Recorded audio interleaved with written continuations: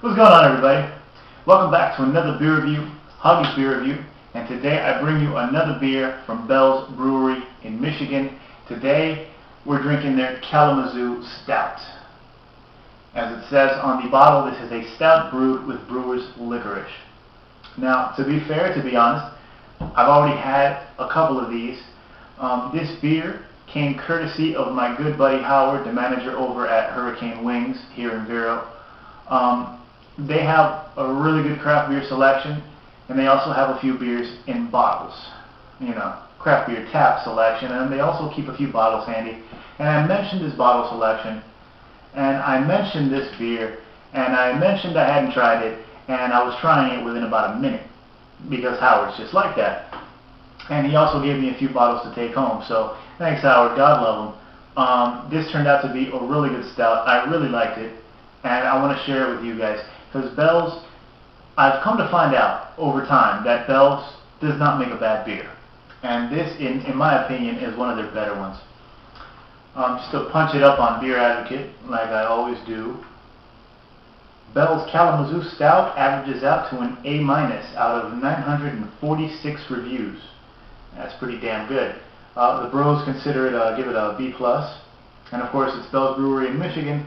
It's categorized as an American Stout at 6% ABV. It's one of Bell's year-round beers, excuse me. But you may not get it in your area because Bell's, sadly, is not distributed to every state.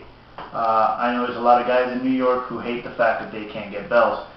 So let's just get right to it and crack this bad boy open, because this is a really tasty beer that I've been wanting to drink again for quite a while. I've been sitting on this for maybe about 2 weeks now, more or less.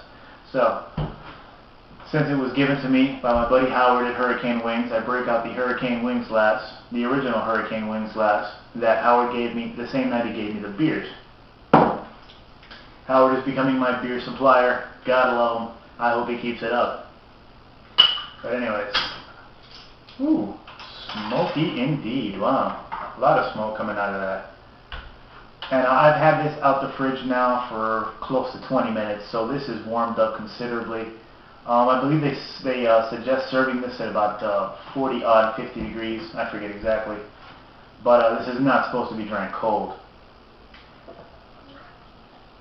So let's pour this guy right in here.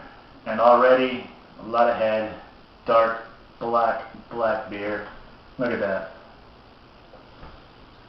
To me, this is the sign of a really good stout. When it's a little bit warm and you pour it and you just get a lot of head, no matter how careful you pour, that's a good beer. And I'm not going to be able to fit all that in there. What a shame. But yeah, I mean, there is no light coming through this thing. This is black, oil slick type.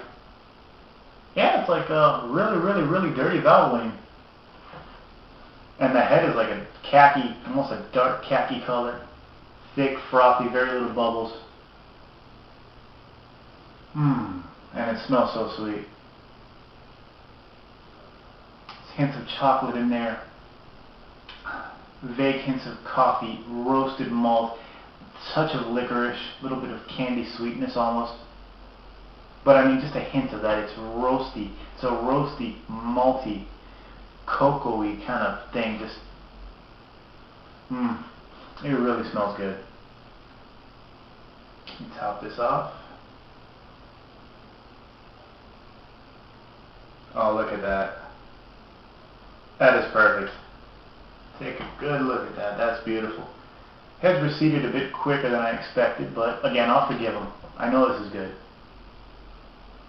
And yeah, man, this just smells delicious. You really have to try this beer if you're a fan of stouts. The smell alone is incredible. The head alone starts with a sweet, roasty malt character and ends in a roasty bitterness. And that's just the foam. So let's get to the beer.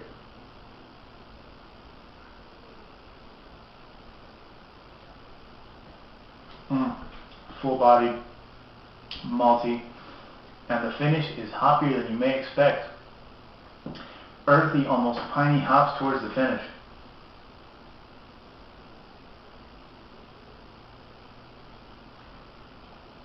I forget that I'm supposed to be looking for flavors so I can tell you guys what this is like. I'm just enjoying it so much. This is just good. But you actually get a very small bit of a hop bite up front, and that's followed behind by the astringent, roasty character of it. There's hints of cocoa in there, hints of kind of a burnt coffee, kind of an espresso, and to be honest, the licorice is a little more present in the nose than in the taste, at least to me. There is kind of a bittersweet flavor in there that could be the licorice. I mean, it's berry, it's a jumble of coffee, chocolate, roasted malts, the licorice. It's a wonderful combination. It's a really good brew. And I think I let it warm up a little too much. I wish it was a little bit colder, but this is still really good.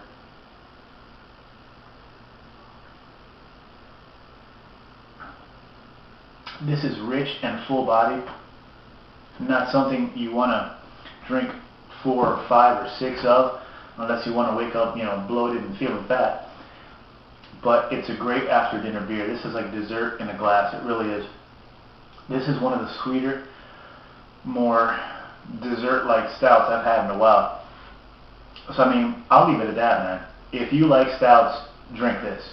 This is top-notch. This is a glass full. This is another winner from Bell's. I can't say enough about it. And y'all need to try it as soon as possible. So, that's it. Glass full. Thank you, Howard.